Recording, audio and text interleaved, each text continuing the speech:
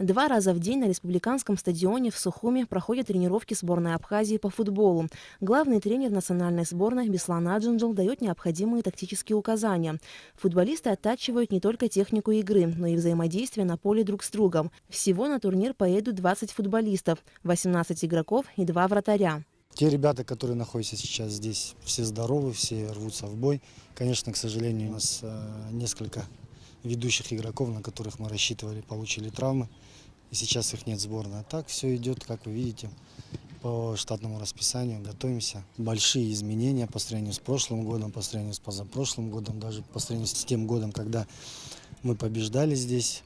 Появились много новых игроков, очень интересные молодые ребята, которые также рвутся в бой, хотят доказать, хотят защищать честь своей страны. Поэтому у нас произошли определенные изменения в составе.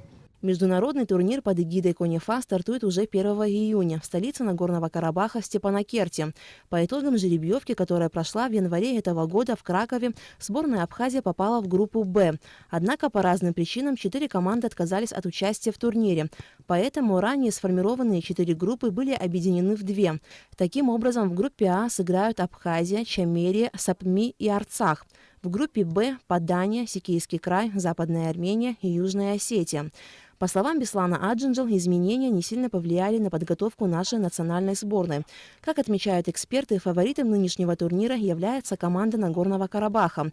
И нашей сборной нужно максимально выложиться в каждой игре, чтобы дойти до финала. Нашей команде нужно победить, как это не банально звучит, всех своих соперников, которые встретятся ей на пути к финалу. А самое основное, надо быть командой, надо быть дружным коллективом, сражаться друг за друга на поле. Фавориты турнира все-таки, на мой взгляд, это команда-хозяйка, это команда Нагорного Карабаха, очень хорошая команда. Потом они играют дома, как мы с вами знаем, дома и стены помогают. Поэтому для нас они являются фаворитами. К сожалению, может быть, к счастью, они с нами играют в одной группе. Но тем интереснее будет, наверное, играть с ними.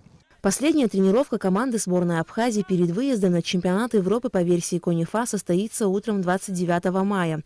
Церемония открытия турнира пройдет 1 июня. А на следующий день, 2 июня, сборная Абхазии сыграет в первом матче с командой Чамерии. Аля Катрапш, Томас Чиковани, Абхазское телевидение.